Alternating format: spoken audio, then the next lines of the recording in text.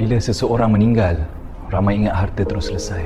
Abang, arwah ayah janji rumah ni untuk saya. Tak ada hitam putih, semua hak sama rata. Jangan gaduh depan gambar ayah. Realitinya boleh jadi punca pergaduhan. Sebab tu penting buat wasiat semasa hidup.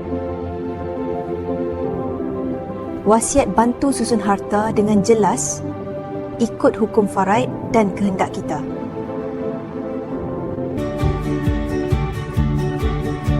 Bila ada wasiat, urusan jadi mudah. Tak gaduh, cepat selesai. Keluarga pun lebih tenang.